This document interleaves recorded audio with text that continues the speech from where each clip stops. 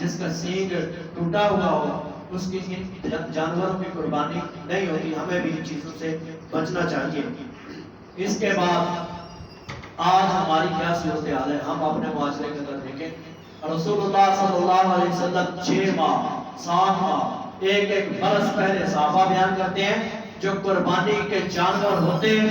نبی کریم صلی اللہ علیہ وسلم ایک برس پہلے 6 ماہ پہلے 7 مہینے پہلے ان جانوروں کو اپنے گھر کے اندر لے آتے اور خود ان جانوروں کی حالت دیکھتے, ان کی دیکھ بھال کرتے. رسول اللہ صلی اللہ علیہ وسلم کا یہ طریقہ کار تھا.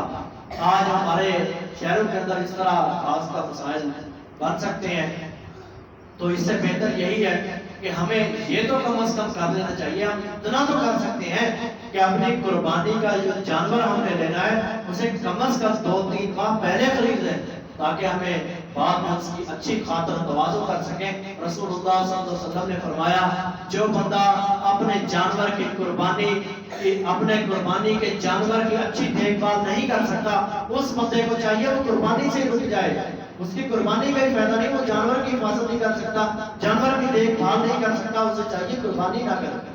یقیناً ہمیں بھی چاہیے اپنے جانوروں کی اچھی دیکھ بھال کریں, ان کو اچھا چارہ ڈالیں تاکہ وہ کمزوری کے اندر سے نکل جائیں, اچھے ہو جائیں, خاصے موٹے اور تازے ہو جائیں. اس کے بعد ایک اور بات کہ ہمارا گوشت جو ہم قربانی کو کرتے ہیں یہ ہمارا گوشت کہاں جانا چاہیے. رسول اللہ صلی اللہ علیہ وسلم نے فرمایا تمہارا گوشت اللہ رب العزت کو تمہارے گوشت کی ضرورت نہیں ہے, یہ غریبوں کے لیے مساکین کے لیے جن کی قربانی نہیں ہے ان کو قربانی کے اندر شریک کریں. جو قربانی نہیں کر سکتے, استطاعت نہیں ہے, طاقت نہیں ہے ان کے پاس قربانی کرنے کو. اور آج ایک عجیب فلسفہ, ابھی پرسوں مجھ سے ایک دوست نے میرے پوچھ رہے تھے کہ یہ جی ہمارے پاس گنجائش نہیں ہے قربانی کرنے کی تو ہم قربانی نہیں کر سکتے, قربانی ہم نہیں کر سکتے. میں نے اس کی جیب کے اندر دیکھا ایک موبائل تھا, ایک ہاتھ کے اندر موبائل تھا. میں نے کہا یہ تیرے اپنے موبائل؟ کہنے لگا میرے ہیں. میں نے کہا کتنے کا ہے؟ کہتا ہے یہ 35,000 کا ایک جو ہاتھ میں پکڑا ہوا کہتا ہے 35 کا.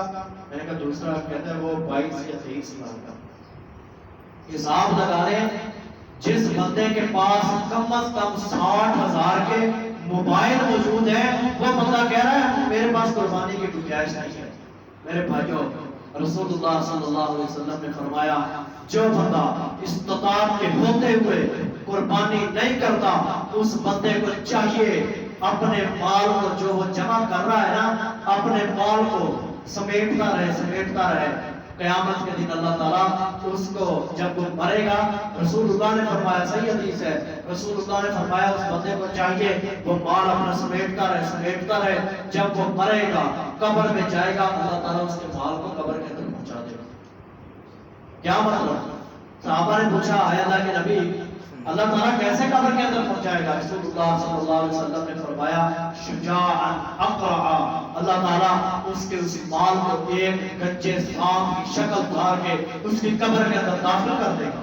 میرے بھائیوں اس کے اندر کبھی بھی فراخ دلی کے مظاہرے کو نہ چھوڑنا چاہیے بلکہ فراخ دلی سے مظاہرے کو دیکھنا چاہیے.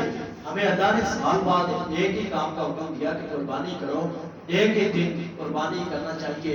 اس سے ہمیں گھبرانا نہیں چاہیے, یہ نہیں دیکھنا چاہیے ہمارے مال کے اندر کمی آ جائے گی, ہمارا مال کم ہو جائے گا. نہیں میرے بھائیوں اللہ کی رضا کے لیے کریں.